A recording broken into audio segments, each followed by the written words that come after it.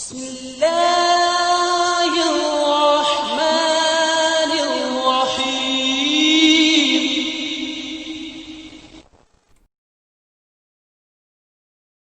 کبیرہ گناہوں اور نفاق کی علامات کی 10ویں حدیث۔ صفوان ابن عسال رضی اللہ عنہ سے روایت ہے، وہ بیان کرتے ہیں کہ ایک یہودی نے اپنے ساتھی سے کہا، چلو ہم اس نبی یعنی محمد صلی اللہ علیہ وسلم کے ہاں جاتے ہیں۔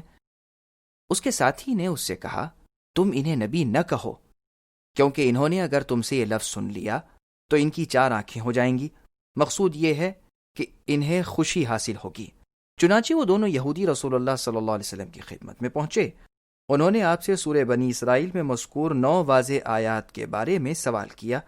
رسول اللہ صلی اللہ علیہ وسلم نے فرمایا، تم اللہ کے ساتھ کسی کو شریک نہ کرو، چوری نہ کرو، زنا نہ کرو، اس جان کو قتل نہ کرو جس کے قتل کو اللہ نے حرام قرار دیا ہے، البتہ حق کے ساتھ، یعنی حد یا قصاص کے طور پر قتل کر سکتے ہو۔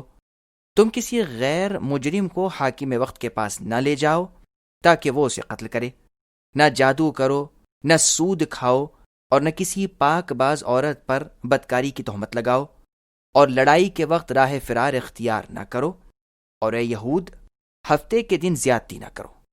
صفوان ابن عسال رضی اللہ عنہ بیان کرتے ہیں کہ ان دونوں یہودیوں نے رسول اللہ صلی اللہ علیہ وسلم کے ہاتھوں اور پاؤں کو چوما اور اقرار کیا کہ ہم گواہی دیتے ہیں کہ آپ نبی صلی اللہ علیہ وسلم ہیں۔ آپ نے فرمایا، تب تمہارے لیے کیا رکاوٹ ہے کہ تم میری پیروی نہیں کرتے؟ ان دونوں نے جواب دیا کہ داؤد علیہ السلام نے اپنے پروردگار سے دعا کی تھی کہ ان کی اولاد میں ہمیشہ پیغمبر مبعوث ہوتے رہیں۔ نیز ہمیں خطرہ ہے اگر ہم نے آپ کی اطاعت کی تو یہودی ہمیں قتل کر دیں گے۔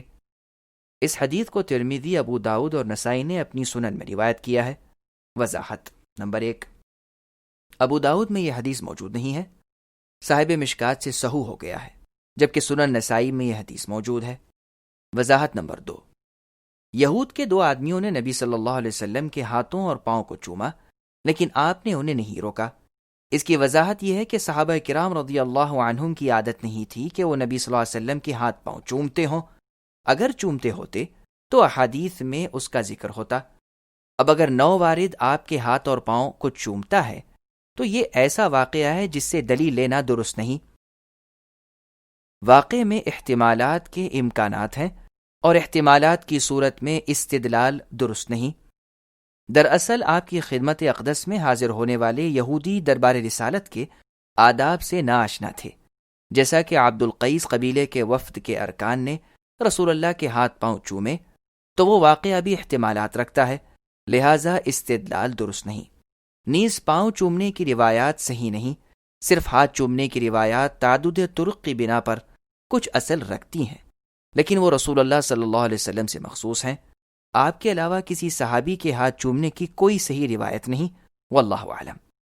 وضاحت نمبر 3، اس حدیث میں یہودیوں کی کذب بیانی واضح ہے۔